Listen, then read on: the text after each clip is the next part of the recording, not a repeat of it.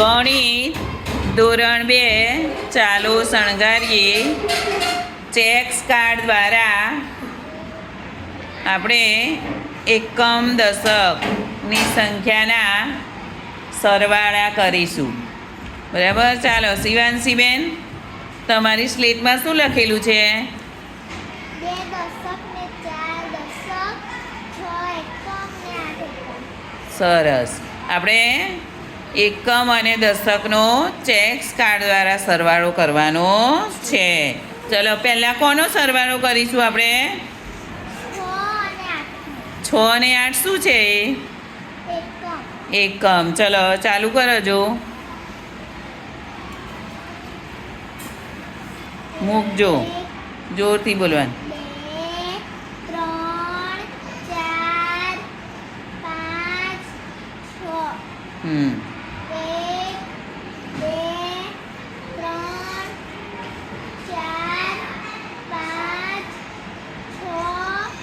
7 8. ચલો હવે બે આ જે એકમ છે એમને શું કરીશું? હવે ભેગા કરીશું. ચલો કરો. 1 2 3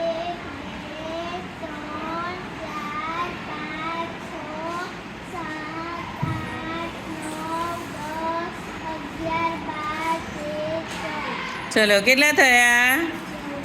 14. લખો 14.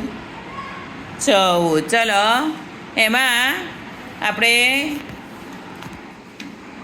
એકમમાં કેટલા છે? એમાં 14માં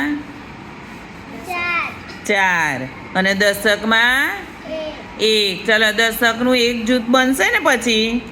હા, તો ચલો જૂથ ઉપાડો છો દશકનું એક જૂથ. 1 2 3 4 5 6 7 8 9 10. ચલો આ દશકને આપણે કોને ભેગું કરીશું? દશક ભેગું. બરાબર? ચલો દશક કેટલા છે? 2 અને 4. 4. ચલો 2 અને 4 દશક ભેગા કરો. 1 2 3 4 5 6. બરાબર. 2 અને 4. બરાબર? કેટલા થયા દશક? 6. હવે ગણો જો.